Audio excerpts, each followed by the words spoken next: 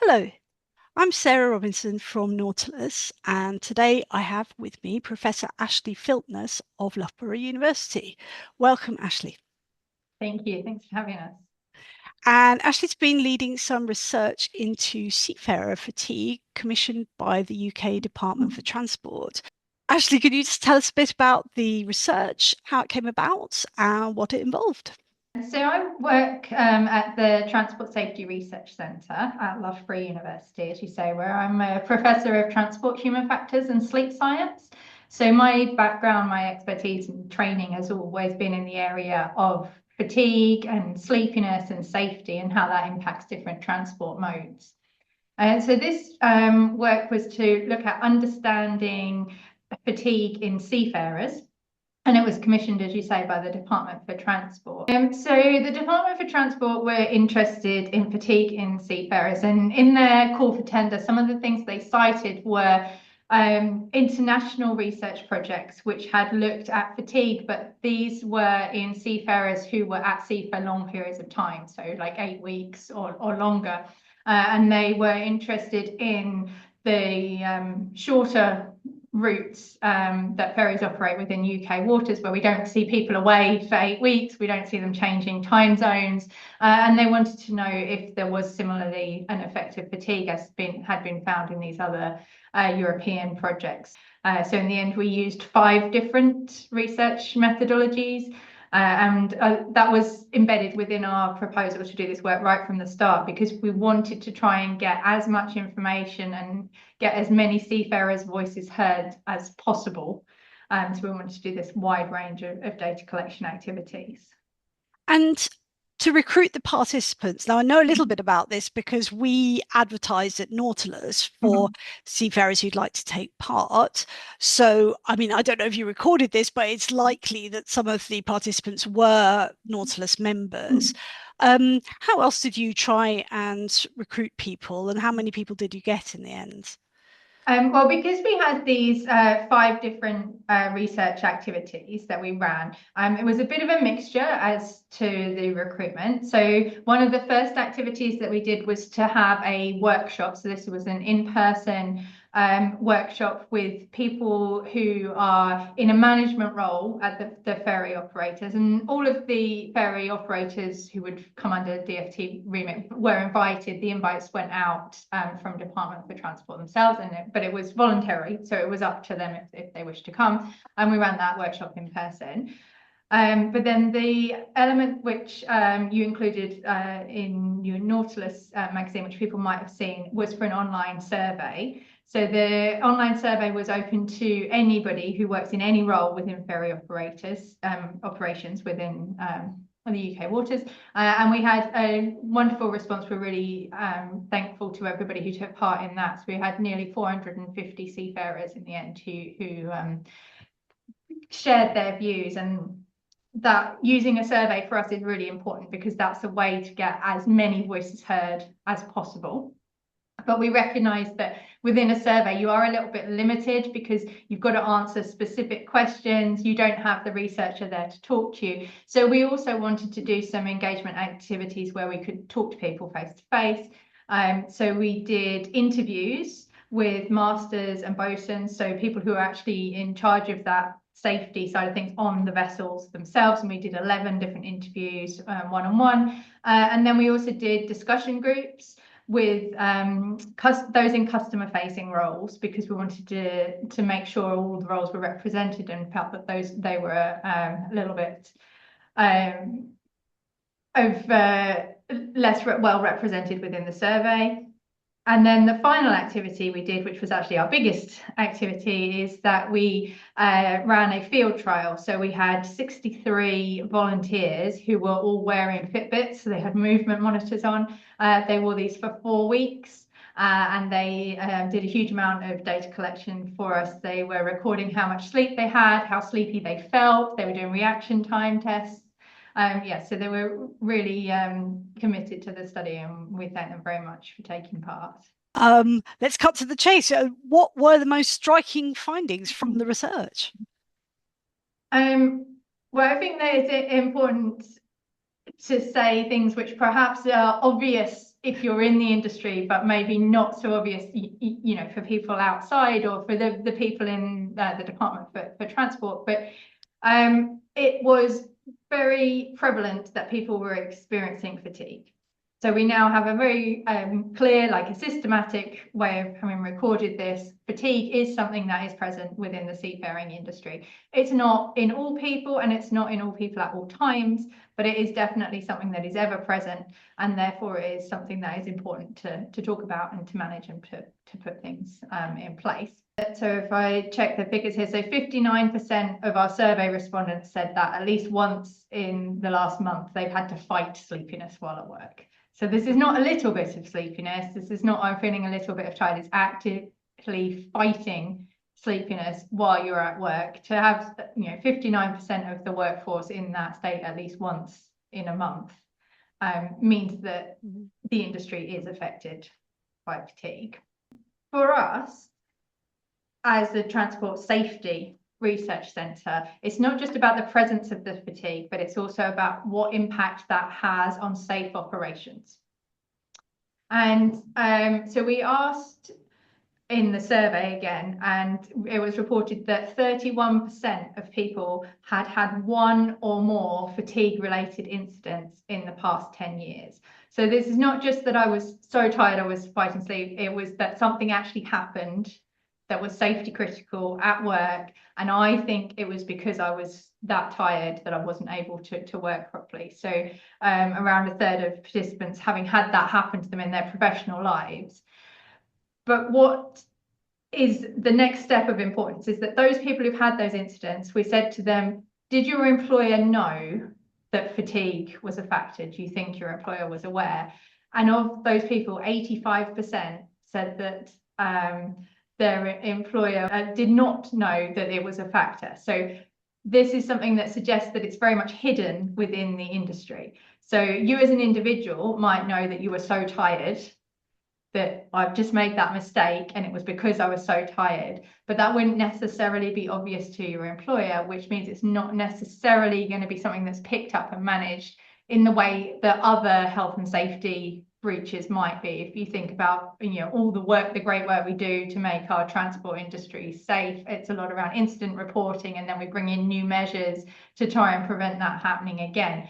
But if it's not possible to know that fatigue was one of the causes, then it never consequently gets something put in place to try and reduce that happening again. Did you find that particular jobs were very fatiguing, or I mean, particular roles, I'd say, were particularly fatiguing, or particular tasks were fatiguing? And was there anything that struck you as different in the ferry sector from other sectors that have had research done before?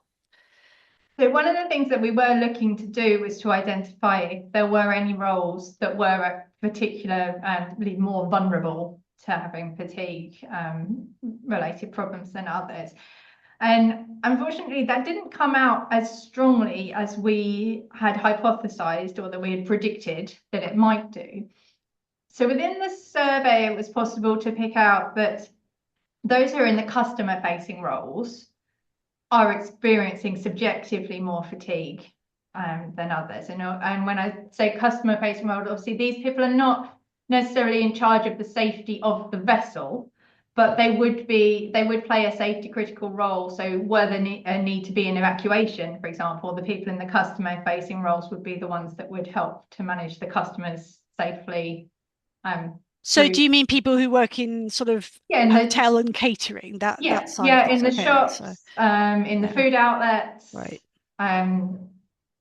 As I mentioned, we did try and include as many people across the industry as we possibly could. And people who work in those customer-facing roles tend to be on slightly different shift patterns than other job roles. However, when we did the more detailed investigation, as I said, we had these 63 people. They were from across different roles, doing this intensive monitoring and collecting a lot of information for us. We didn't observe this clear distinction between roles. But we would like to put forward, and we do this in the report, that this could well be because the level of fatigue was so ever present, like it was everywhere and within everybody that it could be that the measurements we were using weren't sensitive enough to pick up these small differences because it was just everywhere. Or it might be that until we get like a little bit more management and a reduction in fatigue, that then it will start to materialize which roles are actually more vulnerable than others because they can't have the same workplace fatigue management benefits that other roles might. Earlier on, you talked about how the ferry sector is people who might go home at night. They're not necessarily, although obviously some of them live on board for a period, but they're not away for months at a time. How did the ferry way of working affect fatigue? So, is it better if you can go home at night? It's different. So the things that impact your fatigue differ depending whether you are sleeping on board or whether you are returning home at night. So we did include both types of ferry operations within our study. So for somebody who is going home to sleep at home at the end of their shift, then you have influencing factors such as commute time. So how long is it going to take you to get back? And particularly if you are working a ferry, obviously it's going backwards and forwards. So if your shift ends on the land that is not the land where your home is, and then you've got to get the ferry to the other end, for example, your commute is quite long. And similarly, you've got that commute in the morning as well. So if your shift is starting on the land that is not the land where your home is, you've first got to get up and get an earlier ferry to get to the place where you are starting, and all of which shortens your sleep opportunity, is the way we describe it. So your time from finishing one shift until you start the next shift, that's your free time, and within that you have the opportunity to sleep.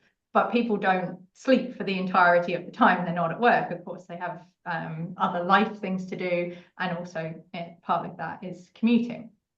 Whereas if you think about the people who are living on board, so there are some ferry operations where people will stay on the ship when they are not at work.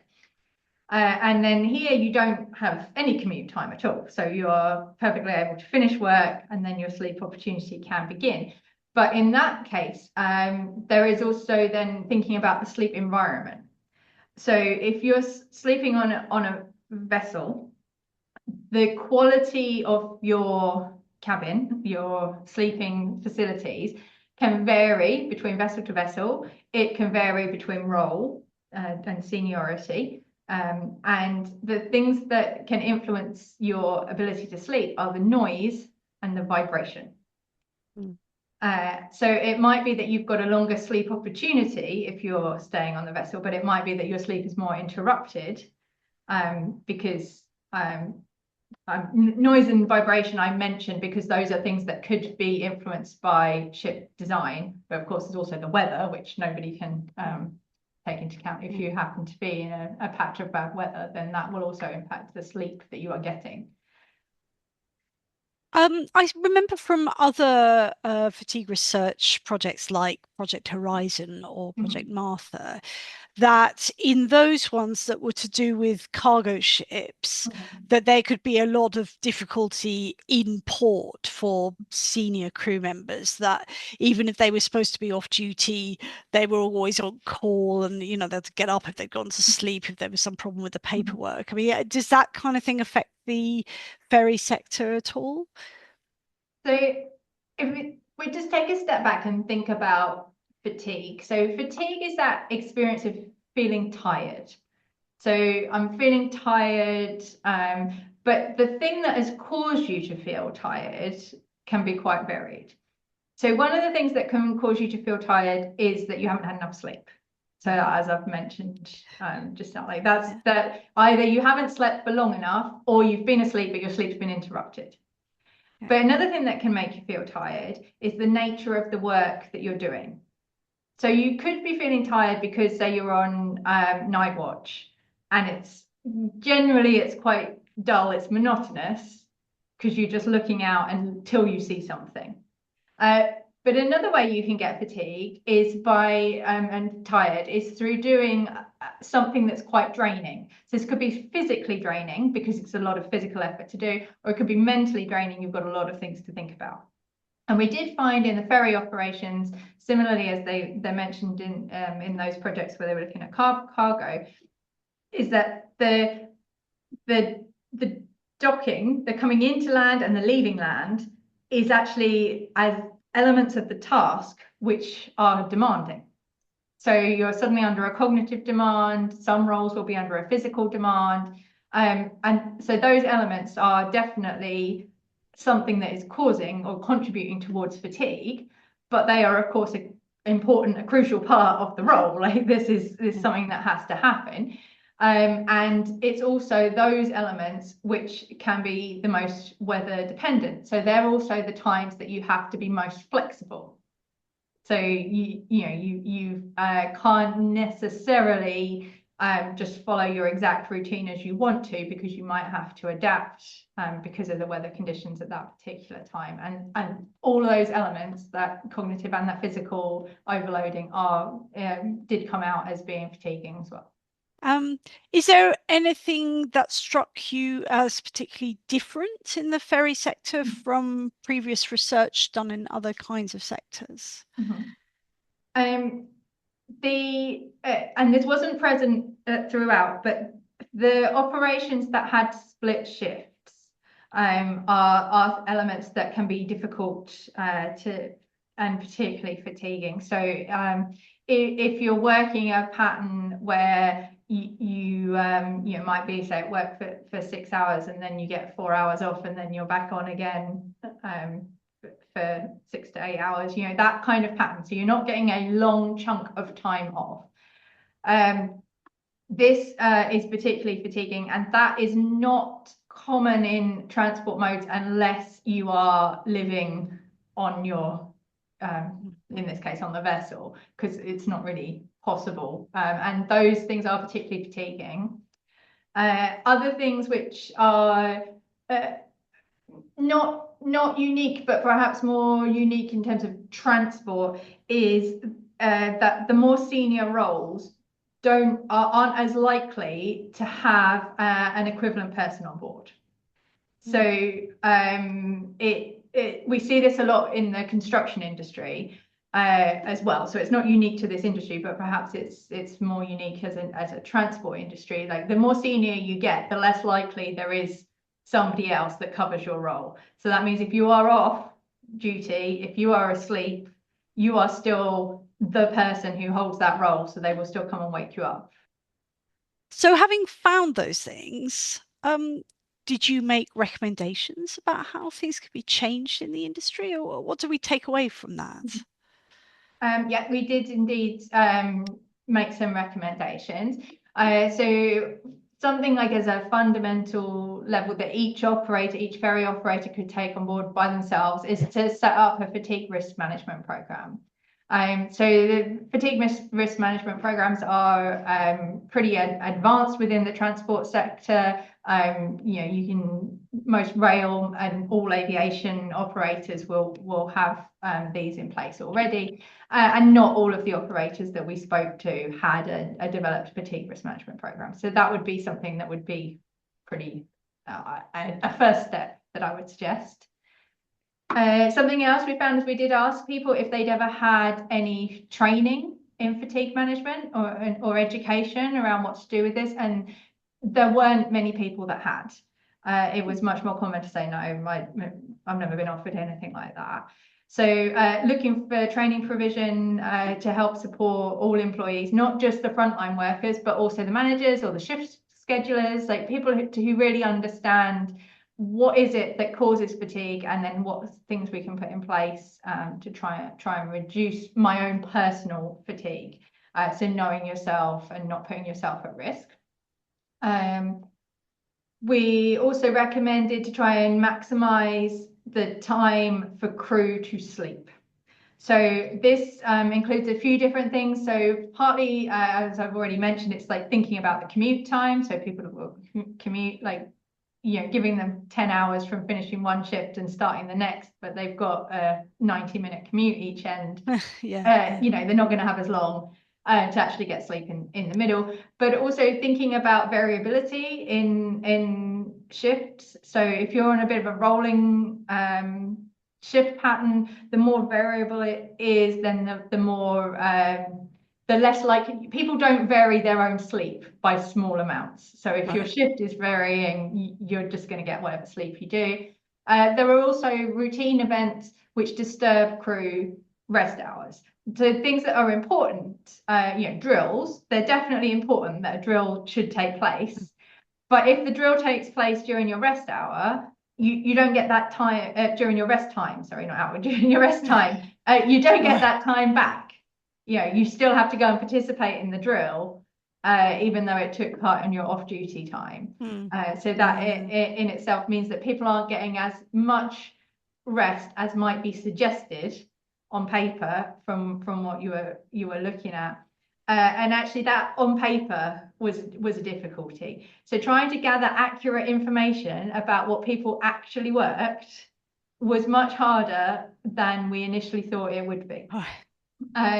Because there are the actual, there's your allocated hours that you are allocated to work. But then when we were monitoring these 63 people through their work shift, trying to get them to write down when they actually worked, it wasn't as straight as copying over from their shift pattern because of the necessary need. We have to adapt in maritime. That you're always dealing with the unexpected, with the weather, with changes that might influence the sailing schedule. So you have to adapt, but then these aren't easily recorded to help monitor the impact of fatigue across a work shift. What you've got now then is a body of work with that evidence now for employers, for the authorities and that kind of thing. And then you've got your recommendations based on that. What's going to happen next? Who's the research for, and who are you hoping will take up the recommendations? So from our point of view, what we want to do as the researchers is we want to raise as much awareness as we can. So we want to try and tell people in the industry about this with a hope of developing a fatigue-aware culture. It's one of those topics, the more you talk about it, the more people become aware of it and share ideas on how they manage their own fatigue or when it might have influenced them or something they've learned. So we want to share as much information as we can, and that's partly, of course, why I'm talking to you, and to have the article in Nautilus Telegraph is really helpful, I think, part of that. The report that we've written for the Department for Transport is freely available, so it is on the government website, but I appreciate that it's quite a long report, and it's written by academics for government, so it's not necessarily in a tone that everybody would find easy to read, particularly within the industry. We also, as academics, want to share what we found with other academics, because it's one of those things that actually seafarers and fatigue in seafarers is less well researched than other transport modes. So aviation, truck drivers are two transport modes which are very well researched in terms of fatigue. So we also want to go out to other academics and share our knowledge at conferences. We'll write academic journal papers to try and spur people on and share what we've learned, and then they might take this forward and look in more depth at the maritime industry as well. In terms of our obligation to Department for Transport, we have fulfilled the contract that Department for Transport issued to us. So we've undertaken the research, we've analysed our results, we've written the report, and we've delivered this back to the Department for Transport.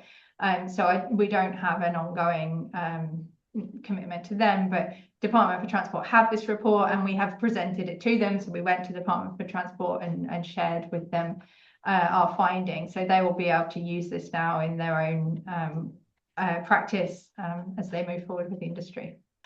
Thanks very much for all of that. That's all been really helpful and interesting, and I hope that in the industry we can help you get the word out and that people start to take up the recommendations.